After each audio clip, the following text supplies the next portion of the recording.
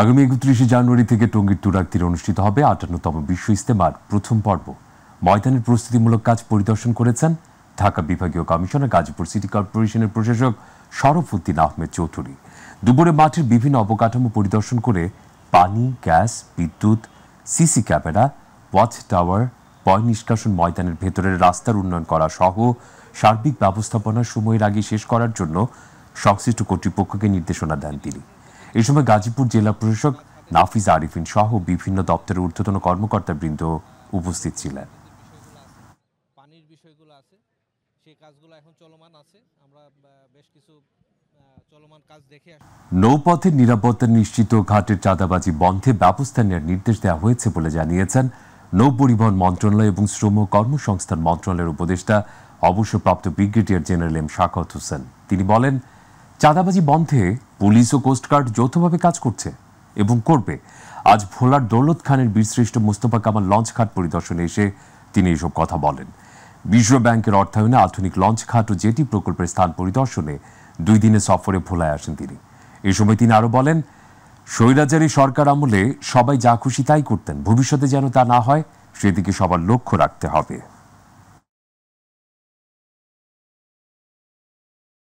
World ব্যাংকের অর্থায়নে বেশ কয়েকটি ঘাট এই ভোলা ডিস্ট্রিক্টে অনেকগুলো আছে মনপুরা থেকে শুরু করে এই পর্যন্ত এই ঘাটগুলো তৈরি হচ্ছে। আমি আসছি জায়গাটা দেখতে, কারণ আমাদের কাজ অতি সত্বর শুরু হবে এবং এই বছরের মধ্যে আশা করি কাজটা শেষ হতে হবে। কক্সবাজারে লবণ শিল্পের অংশীজনদের সঙ্গে মত বিনিময় সভা হয়েছে। সকালে জেলা প্রশাসকের কার্যালয়ের সম্মেলন কক্ষে জেলা প্রশাসন ও বিসিকের আয়োজনে সভায় প্রধান অতিথি ছিলেন শিল্প মন্ত্রণালয়ের উপদেষ্টা আদিলুর রহমান খান। জেলা প্রশাসক মোহাম্মদ সালাহউদ্দিনের সভাপতিত্বে শিল্প মন্ত্রণালয়ের সিনিয়র সচিব জাকিয়া সুলতানা, কেন্দ্রীয় লবণ মিল মালিক সমিতির সভাপতি অ্যাডভোকেট শাহাবুদ্দিন সহ সংশ্লিষ্টরা বক্তব্য রাখেন। সভায় বর্তমান লবণের মজুদ, দাম, প্রান্তিক চাষিদের সমস্যা ও লবণ শিল্পের সম্ভাবনার বিষয়ে আলোচনা করা হয়। বিএনপির মহাসচিব মির্জা ফখরুল ইসলাম আলমগীর বলেছেন, তরুণ প্রজন্ম এখন অনেক বেশি প্রযুক্তির সাথে সম্পৃক্ত এবং অনেক বেশি তারা জানে, কিন্তু এই জানার কখনো শেষ নেই। এই কারণে তরুণ প্রজন্মকে লেখাপড়ার দিকেই সবচেয়ে বেশি গুরুত্ব দিতে হবে। বিকেলে মুন্সিগঞ্জের সিরাজদি খান উপজেলার একটি অভিজাত রিসোর্টে ঢাকা কলেজের ইউনিয়ন অনুষ্ঠানে এসে সাংবাদিকদের সাথে আলাপকালে তিনি কথা বলেন। এই সময় তিনি ঢাকা কলেজে স্মৃতিচারণ করতে গিয়ে বলেন, তিনি ঢাকা কলেজে প্রাগৈতিহাসিক যুগে লেখাপড়া করেছেন। 1963 থেকে 65 ব্যাচের পড়াশোনাকালীন ঢাকা কলেজের অনেক বন্ধুদের অনুষ্ঠানে পেয়েছেন।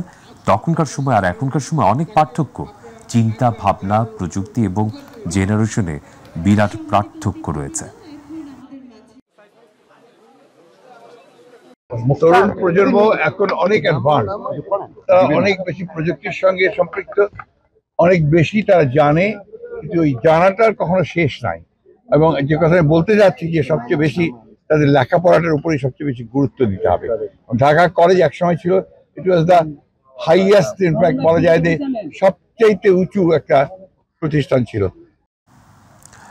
অন্যায় অনিয়ম ঠেকাতে প্রত্যেক জেলা উপজেলার মানুষকে নিয়ে গ্রুপ তৈরি করা হবে বলে জানিয়েছেন জুলাই স্মৃতি ফাউন্ডেশনের সাধারণ সম্পাদক সার্জিস আলম।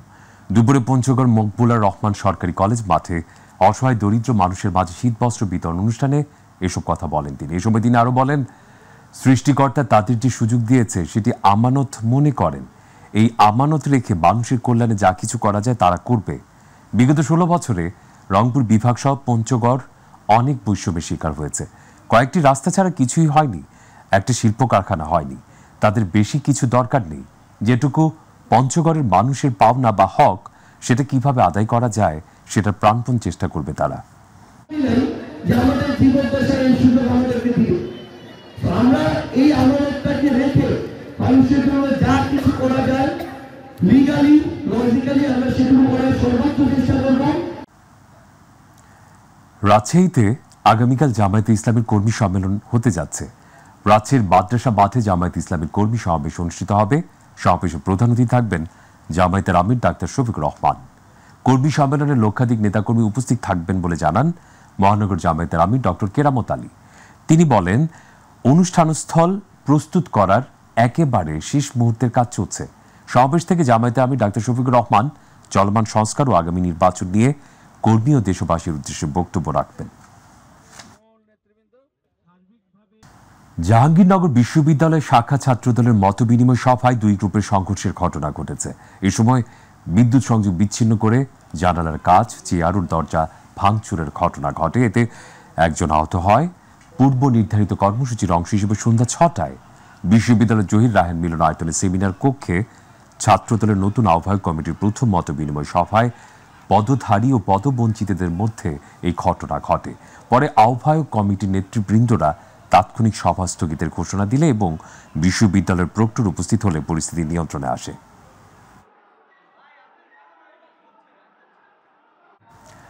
নরসিংদীতে আধিপত্য বিস্তার ও ব্যবসায়িক দ্বন্দ্বের দুই পক্ষের মারামারির সময় যুবদল নেতার ছোড়া গুলিতে গুলিবিদ্ধ হয়ে মেহেরপাড়া ইউনিয়ন তাঁতি দলের সভাপতি মঞ্জু মিয়া নিহতের ঘটনা ঘটেছে। এই ঘটনায় গুলিবিদ্ধ হয়েছে, হাসপাতালে চিকিৎসাধীন আছে আরও একজন। বৃহস্পতিবার মাধবদী থানার শেখেরচর বাবুরহাট হাটের ভেতরে এই ঘটনা ঘটে। মাধবদী থানার ভারপ্রাপ্ত কর্মকর্তা নজরুল ইসলাম বলেন, ঘটনাস্থলের সিসিটিভি ফুটেজ সংগ্রহ করে তদন্ত শুরু করেছে পুলিশ। জড়িত ব্যক্তিদের চিহ্নিত করে আইনগত ব্যবস্থা নেওয়া হবে। এবারে বাণিজ্য মেলার খবর। রাজধানী পূর্বাঞ্চলে বঙ্গবন্ধু বাংলাদেশ চীন মৈত্রী প্রদর্শনী কেন্দ্রে বসেছে ঢাকার আন্তর্জাতিক বাণিজ্য মেলার 28তম আসর। শুক্রবার ছুটির দিন হওয়ায় সকাল থেকে মেলা প্রাঙ্গণে আসেন ক্রেতা দর্শনার্থীরা। দুপুর গড়াতেই জমজমাট হয় পুরো প্রাঙ্গণ। মেলা প্রাঙ্গণে প্রবেশের পর বরাবরের মতো প্রিয়জন আর পরিবার নিয়ে পানির ফোয়ারার আশেপাশে সময় কাটাচ্ছেন দর্শনার্থীরা। ছবি তুলছেন, দেখে শুনে প্রয়োজনীয় পণ্য কেনায় ভিড় করছেন বিভিন্ন স্টল ও প্যাভিলিয়নেও। মেলা শুরুর পর দ্বিতীয় শুক্রবার আজ দুপুরের পর থেকে ক্রেতা সমাগম বাড়তে থাকায় হাসি ফুটেছে ব্যবসায়ীদের মুখে। ক্রেতাদের আকৃষ্ট করতে বিভিন্ন অফার ও পণ্যে ছাড় দিচ্ছেন তারা।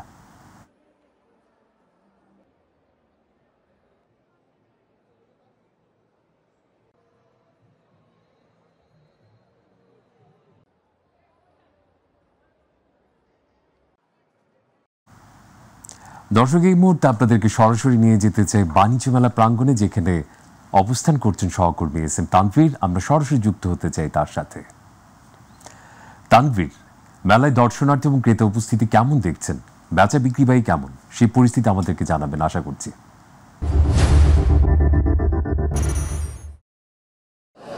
ধন্যবাদ মেহেদি। আমি এই মুহূর্তে আছি ঢাকা আন্তর্জাতিক বাণিজ্য মেলায়। চায়না বাংলাদেশ এক্সিবিশন সেন্টার পূর্বাঞ্চলে অবস্থিত। এই জায়গাটিতে কয়েক বছর ধরেই মেলার আয়োজন করা হচ্ছে। এই মুহূর্তে আমি এক্সিবিশন সেন্টারের ভিতরে আছি। এই জায়গায় ছোট ছোট অনেকগুলি স্টল রয়েছে। বিশেষ করে এই জায়গাটিতে বিদেশি কাশ্মীরি শাল থেকে শুরু করে মেয়েদের 3 পিস এবং প্রসাধনী সামগ্রী বিক্রয় হচ্ছে। আমরা যে আজকের উপস্থিতির কথাটি যে আপনি জানতে চেয়েছেন সে সম্পর্কে যদি আমরা বলি, আজকে শুক্রবার ছুটির দিন হওয়ায় মেলা প্রাঙ্গণে উপচে পড়া ভিড়। আমরা যেমনটা আগে জানিয়েছিলাম সেই মুহূর্তেই অনেক ভিড় ছিল এবং বেলা বাড়ার সাথে সাথে এখন যেহেতু প্রায় সন্ধ্যা হতে লেগেছে, এই মুহূর্তে অনেক মানুষের পদচারণায় মুখর এই মেলা প্রাঙ্গণ। অনেক মানুষ ঘুরে বেড়াচ্ছেন। আমরা ক্রেতা বিক্রেতা উভয়ের সাথে কথা বলেছি। বিক্রেতারা জানিয়েছেন আসলে শুক্রবার শনিবার তাদের বেচা বিক্রি বেশ ভালো হয়ে থাকে। অন্যান্য দিন মেলা প্রাঙ্গণে তেমন উপস্থিতি থাকে না, তবে আগের থেকে বেচা বিক্রি অনেকটাই ভালো। ক্রেতাদের সাথেও কথা বলেছি, তারা বলছেন মেলায় এবার বিদেশি স্টলের সংখ্যা কিছুটা কম, তবে দাম সহনীয় পর্যায়ে আছে। আবার অনেকে বলছেন অনেকটা বৃদ্ধি পেয়েছে দাম, অনেকে অনেক বেশি দামে পণ্য বেচার চেষ্টা করছেন এবং অনেক দরদাম করেই তারা পণ্য কিনছেন। আমরা একটু ক্রেতা বিক্রেতার সাথে কথা বলার চেষ্টা করব, তাদের মুখ থেকে শোনার চেষ্টা করব আসলে মেলা প্রাঙ্গণে কীরকম পরিস্থিতি।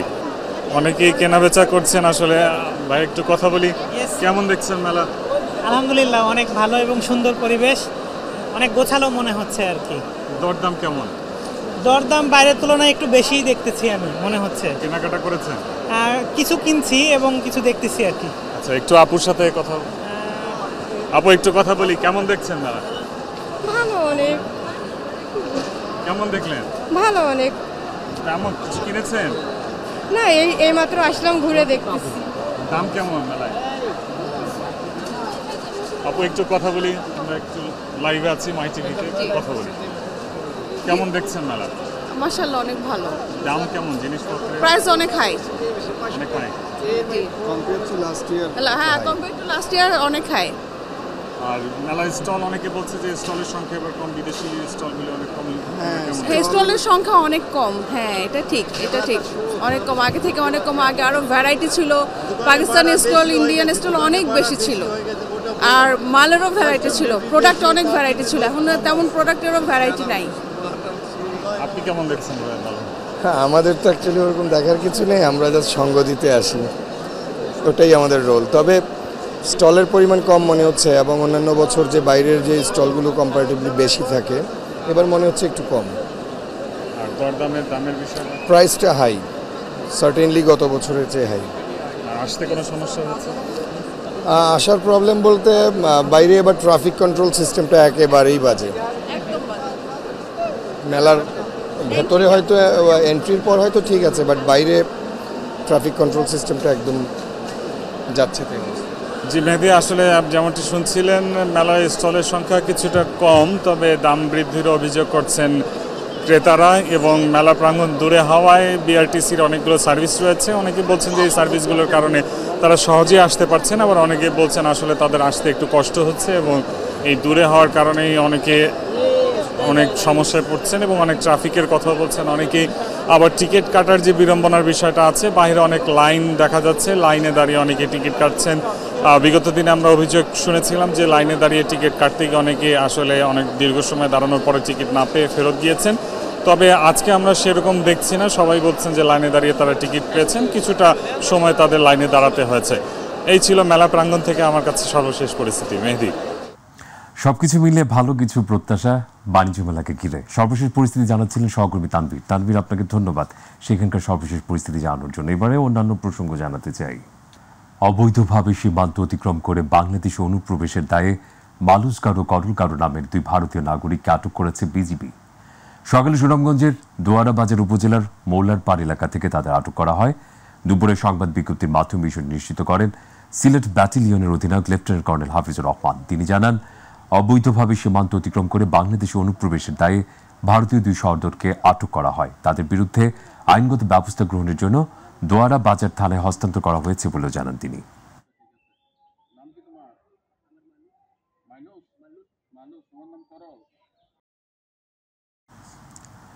সরবরাহ ঠিক থাকাও সামাজিক অনুষ্ঠান কম হওয়ায় সপ্তাহের ব্যবধানে চট্টগ্রামে স্বস্তি মিলেছে সব ধরনের মুরগির দামে। কেজিতে ৩০ টাকা কমে দেশি মুরগি বিক্রি হচ্ছে ৭৭০ টাকায়, ৪০ টাকা কমে সোনালী মুরগি বিক্রি হচ্ছে ৩৪০ টাকায়, এবং ২০ টাকা কমে ব্রয়লার মুরগি বিক্রি হচ্ছে ১৯০ টাকায়। আজ নগরীর নানা বাজার ঘুরে দেখা গেছে দেশের বিভিন্ন জায়গা থেকে প্রচুর পরিমাণে সবজি আসায় গেল সপ্তাহের ব্যবধানে কেজিতে ২০ টাকা পর্যন্ত কমেছে সব ধরনের সবজির দাম। স্থির রয়েছে ডিমের দাম, তবে দাম বেড়েছে মাছের। কুয়াশার কারণে সমুদ্রে মাছ ধরা বোট কম যাওয়ায় বাজারের চাহিদার তুলনায় মাছ কম, তাই দাম বেড়েছে মাছের। দাম বেড়ে এখন কোরাল ৬৫০, রূপচাঁদা ৭০০ থেকে ১২০০ টাকা, চিংড়ি ১৪০০ টাকা থেকে ১৬০০ টাকায় বিক্রি হচ্ছে। তবে কুয়াশা কমে গেলে দাম স্বাভাবিক হবে বলে বলছে বিক্রেতারা। আমাদের কৃষি।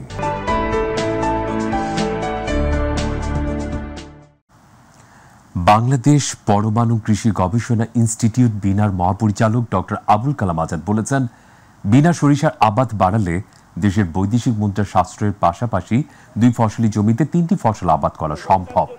ময়মনসিংহ সদর উপজেলার ছাতিয়াতলায় বিনা উদ্ভাবিত উন্নত জাত বিনা সরিষা ১১ স্থানীয় মাঘী সরিষার মূল্যায়ন ও চাষাবাদ সম্প্রসারণে আয়োজিত মাঠ দিবসে তিনি এসব কথা বলেন। বক্তব্য রাখেন বিনা গবেষণা কার্যক্রম শক্তিশালীকরণ প্রকল্পের পরিচালক ডক্টর মোহাম্মদ মাহবুবুল আলম তরফদার, উপপ্রকল্প পরিচালক ডক্টর আশিকুর রহমান সহ উপজেলা কৃষি সম্প্রসারণ অধিদপ্তরের কর্মকর্তা ও চাষিরা।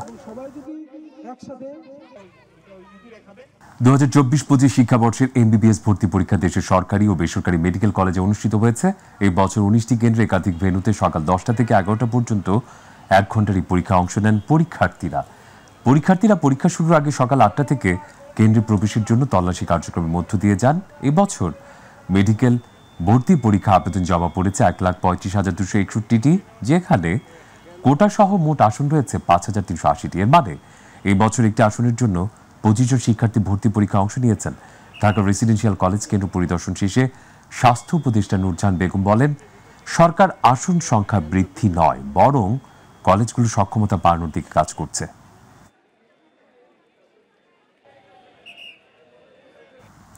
এদিকে ময়মনসিংহ মেডিকেল কলেজ সহ নগরের 3টি ভেন্যুতে সুষ্ঠু শান্তিপূর্ণ পরিবেশে 2024-25 শিক্ষাবর্ষের মেডিকেল ভর্তি পরীক্ষা হয়েছে। সকাল 9টায় প্রতিটি কেন্দ্রে নকলমুক্ত পরীক্ষার জন্য প্রত্যেক পরীক্ষার্থীকে তল্লাশি করে প্রবেশ করানো হয়। সকাল 10টা থেকে বেলা 11টা পর্যন্ত 1 ঘন্টা পরীক্ষা চলাকালে কেন্দ্রের বাইরে অপেক্ষায় ছিলেন কয়েক হাজার অভিভাবক। ময়মনসিংহ মেডিকেল কলেজ ছাড়াও Mymensingh polytechnical institute, Anandamohan college ভেন্যুর 120টি কক্ষ 8,393 জন পরীক্ষার্থী অংশগ্রহণ করে। চট্টগ্রাম কেন্দ্রীয় কারাগারে আগামী 2 বছরের জন্য 12 জন ব্যক্তিকে বেসরকারি কারা পরিদর্শক হিসেবে নিয়োগ দেওয়া হয়েছে। গতকাল চট্টগ্রাম বিভাগীয় কমিশনার ডক্টর জিয়াউদ্দিন স্বাক্ষরিত এক চিঠির মাধ্যমে নিয়োগ দেওয়া হয়।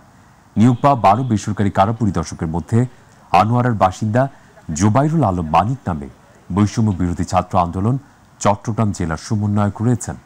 বিভাগীয় কমিশনার ডক্টর জিয়াউদ্দিন স্বাক্ষরিত চিঠিতে বলা হয়, জেল কোডের প্রথম খণ্ডের 56 ধারা অনুযায়ী 10 জন পুরুষ ও 2 জন নারীকে পরবর্তী 2 বছরের জন্য চট্টগ্রাম কেন্দ্রীয় কারাগারে বেসরকারি কারা পরিদর্শক হিসেবে নিয়োগ দেওয়া হলো।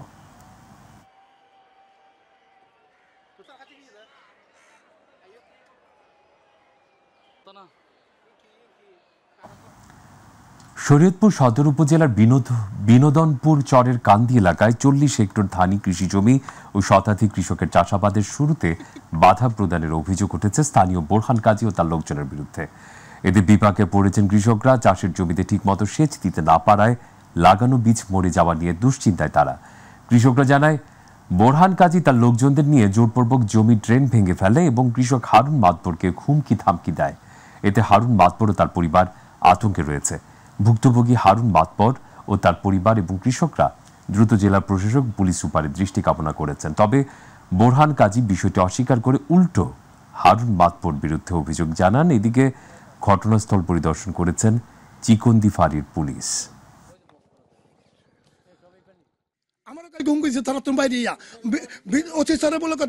আমি চাই এই আমার সুষ্ঠু বিচার।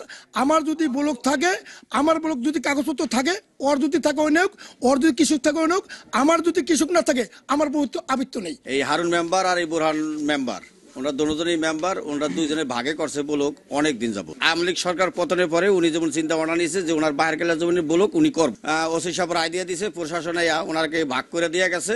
রাত্রে যে একখানে বইয়া এই যে দল গঠন করে এবার রাত্রে স্যান্ডেল লইয়া আয়া হে সকাল আইছে, মানে মানুষজন লইয়া স্যান্ডেল লইয়া ডালু লইয়া অনেক কিছু লইয়া আইছে, বম লইয়া আইছে। হ্যাঁ, আমরা তো বললো চাষ করতে পারতাছি না। আমাগো জমিন ক্ষতি হইতাছে কৃষককে, বোরহান কাজীর লেগে আমরা বললো করতে পারতাছি না। আতঙ্কে আছি যে আমার স্বামীরে কোন হেরা মাইরা ফেলায় বা কি করে আমি জানি না। আমার জেলা প্রশাসকের কাছে আমি এটার বিচার চাই, সূক্ষ্ম বিচার চাই। সরকারের খাদ্য বিভাগের সাথে চুক্তিকৃত চাউল নির্দিষ্ট সময়ে সরবরাহ নিশ্চিত করতে গাইবান্ধার গোবিন্দগঞ্জ উপজেলার মহিমাগঞ্জে প্রধান গ্রুপ সহ 3টি স্বয়ংক্রিয় চাউল কলে অভিযান পরিচালনা করা হয়েছে। গতকাল গোবিন্দগঞ্জ উপজেলা সহকারী কমিশনার ম্যাজিস্ট্রেট আসাদুজ্জামানের নেতৃত্বে যৌথ বাহিনীর একটি দলে অভিযান পরিচালনা করে। অভিযানে ওয়ারেন্ট অফিসার আব্দুল হালিমের নেতৃত্বে সেনাবাহিনীর একদল সদস্য ও গোবিন্দগঞ্জ থানা সহকারী উপপরিদর্শক আসাদের নেতৃত্বে একদল পুলিশ অংশ নেন। উপজেলার শিল্পাঞ্চল খ্যাত মহিমাগঞ্জের প্রধান গ্রুপ লিমিটেডের 2টি স্বয়ংক্রিয় চাউল কারখানা ও RRSR অটো রাইস মিল নামের 2টি কারখানা এবং তাদের গুদামে অভিযান পরিচালনা করা হয়। টাঙ্গাইলের মধুপুরে বিআরটিসি বাস সার্ভিসের উদ্বোধন হয়েছে। সকালে মধুপুর বাস স্ট্যান্ডের আনুরুস চত্বরে বাস সার্ভিসের উদ্বোধনী অনুষ্ঠান আলোচনা সভা হয়। প্রধান অতিথি ছিলেন মধুপুর উপজেলা নির্বাহী কর্মকর্তা জুবাইর হোসেন। সভায় উন্নয়নের মধ্যে আরও বক্তব্য রাখেন মধুপুর থানা অফিসার ইনচার্জ ইমরানুল কবির, পানি উন্নয়ন বোর্ডের ময়মনসিংহের ডিডি আল মামুন সহ অন্যান্যরা। বিআরটিসি বাস সার্ভিসটি প্রতিদিন মধুপুর ঢাকা চলাচল করবে। টাঙ্গাইলে ভোটার তালিকা হালনাগাদ উপলক্ষে তথ্য সংগ্রহকারী ও সুপারভাইজারদের প্রশিক্ষণ কর্মশালা অনুষ্ঠিত হয়েছে। শুক্রবার দিনব্যাপী টাঙ্গাইলে কালেক্টরেট বালিকা উচ্চ বিদ্যালয় ও কলেজে কর্মশালা অনুষ্ঠিত হয়। এতে প্রধান অতিথি ছিলেন জেলা প্রশাসক শরীফা হক। জেলা সিনিয়র নির্বাচন কর্মকর্তা মতিউর রহমানের সভাপতিত্বে আয়োজিত কর্মশালায় বক্তব্য রাখেন ময়মনসিংহ অঞ্চলের আঞ্চলিক নির্বাচন অফিসার ভারপ্রাপ্ত আব্দুর রহিম, অতিরিক্ত পুলিশ সুপার শরফুদ্দিন। প্রশিক্ষণ কর্মশালায় 298 জন অংশগ্রহণ করেন।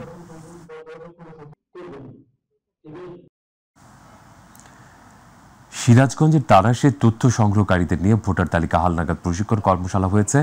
তারাস উপজেলা নির্বাচন কর্মকর্তা মেহরাজুল হাসানের সভাপতিত্বে প্রধান অতিথি ছিলেন তারাস উপজেলা নির্বাহী কর্মকর্তা সুইচিং মং মারামা। কর্মশালায় আরও উপস্থিত ছিলেন প্রশিক্ষক, সুপারভাইজারগণ ও মাঠ পর্যায়ের তথ্য সংগ্রহকারীরা।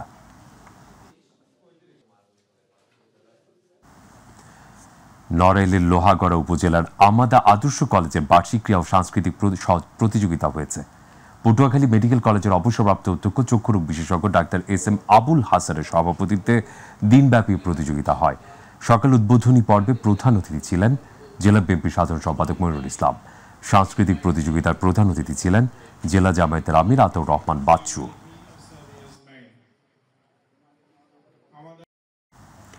নরসিংদীতে ঢাকা রেঞ্জ পুলিশের আন্তঃজেলা ব্যাডমিন্টন টুর্নামেন্ট ফাইনাল খেলা অনুষ্ঠিত হয়েছে। নরসিংদী পুলিশ সুপারের কার্যালয়ের প্রাঙ্গণে ফাইনাল খেলার পুরস্কার বিতরণ অনুষ্ঠানে প্রধান অতিথি ছিলেন ঢাকা রেঞ্জের ডিআইজি AKM আওলাদ হোসেন। ফাইনাল খেলায় নরসিংদী জেলা পুলিশ দলকে 17-21 পয়েন্টে হারিয়ে ঢাকা জেলা পুলিশ দল জয় লাভ করে। টুর্নামেন্টে 13 জেলার 13টি দল অংশগ্রহণ করেন। এই সময় নরসিংদী জেলা পুলিশ সুপার আব্দুল হান্নান, অতিরিক্ত পুলিশ সুপার সুজন চন্দ্র সরকার, অতিরিক্ত পুলিশ সুপার কলিমুল্লাহ উপস্থিত ছিলেন।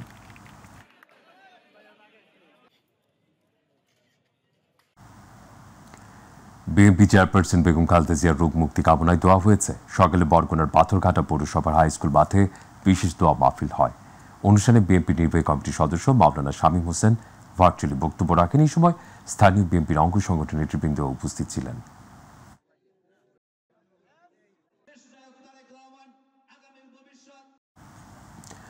সোনারগাঁওয়ের বাড়তিতে বিভিন্ন শ্রেণী পেশা মানুষের মাঝে শীত বস্ত্র বিতরণ করা হয়েছে। সকালে ইউসুফ আলী কল্যাণ তহবিলের উদ্যোগে পূর্ব ঘোষিত কর্মসূচির অংশ হিসেবে পশ্চিমবঙ্গের সাবেক মুখ্যমন্ত্রী জ্যোতি বসুর বাড়িতে আয়োজিত অনুষ্ঠানে সভাপতিত্ব করেন মাই টিভির বিশেষ প্রতিনিধি ইউসুফ আলী। এই সময় দলিল লেখক কামুল হাসান, ব্যবসায়ী রুকনুজ্জামান, রুহুল আমিন, সাব্বির হোসেন, সামিয়া আক্তার উপস্থিত ছিলেন। ইউসুফ আলী বলেন, যতদিন শীত থাকবে ততদিন প্রতি শুক্রবার নারী পুরুষ শিশুদের মাঝে কম্বল বিতরণ করা হবে।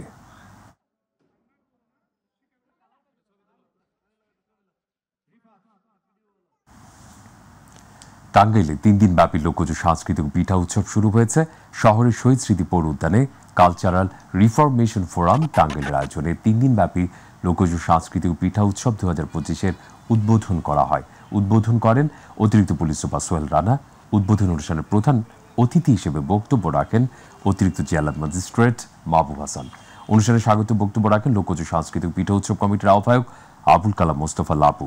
উদ্বোধন অনুষ্ঠান শেষে দর্শকের উপস্থিতিতে ঐতিহ্যবাহী গ্রামীণ লাঠি খেলা ও মেয়েদের হাডুডু খেলা অনুষ্ঠিত হয়। এই পিঠা মেলায় 42টি স্টলে স্থান পেয়েছে দুধের পিঠা, ভাপা, নকশি, চিতই, পাটিসাপটা, জামাই বরণ পিঠা, ডাল ও তালের পিঠা সহ বিভিন্ন রকমের পিঠার সমারোহ।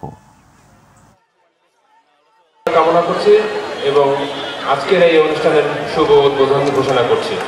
নতুন প্রজন্ম আমাদের ঐতিহ্যকে ধারণ করে এদেশকে সুন্দরভাবে সামনে আরও এগিয়ে নিতে পারবে, এটি আমার মনে হয়েছে এবং এটি যাতে সুষ্ঠু সুন্দরভাবে হয় সেজন্য আমাদের সকলের সহযোগিতা করা উচিত।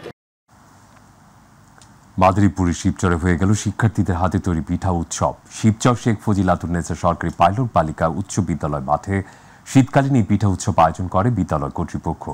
এর উদ্বোধন করেন শিবচর উপজেলা নির্বাহী কর্মকর্তা পারভিন খানম। জানা যায়, শীত মৌসুমের ঐতিহ্যকে ধরে রাখা, নতুন প্রজন্মকে গ্রামীণ পিঠাপুলি সম্পর্কে জ্ঞান দান, নতুন নতুন পিঠার পরিচিতি এবং বাংলার চিরাচরিত পিঠার স্বাদ সম্পর্কে সম্যক ধারণা দিতে এই পিঠা উৎসবের আয়োজন করা হয়।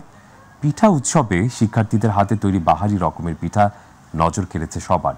শিক্ষার্থীদের নিজ হাতে তৈরি বিভিন্ন পিঠা সমারোহে বিদ্যালয় ক্যাম্পাসে আমন্ত্রিত অতিথি এবং অভিভাবকদের পদচারণায় কানায় কানায় পূর্ণ হয়ে ওঠে।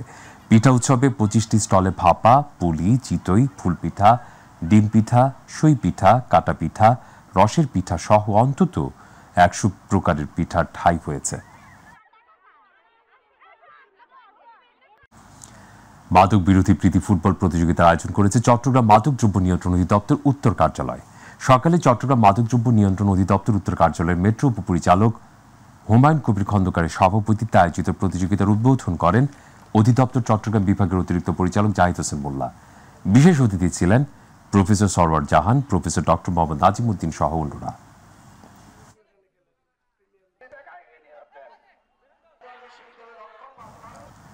তারুণ্যের উৎসব শিক্ষার্থী সমাবেশ হয়েছে চট্টগ্রামের আজিম হাকিম স্কুল অ্যান্ড কলেজে। উপলক্ষে আনন্দ শোভাযাত্রা বের করা হয়। শিক্ষার্থী সমাবেশে উপস্থিত ছিলেন পরিচালনা কমিটির সভাপতি লায়ন হাকিম আলী, সদস্য এম সালাম, স্কুলের প্রধান শিক্ষক মঞ্জুর আলম, চর পাথরঘাটা ইউনিয়ন জামায়াতে ইসলামী সভাপতি মোহাম্মদ মোসা মেম্বার ও বৈষম্য বিরোধী আন্দোলনের চট্টগ্রামের সমন্বয়ক জুবাইর আহমেদ। শেষে পরিচ্ছন্ন স্কুল, কৃষি বিপ্লব, স্বাস্থ্য সেবা সহ বিভিন্ন কর্মসূচির নমুনা প্রদর্শন করা হয়।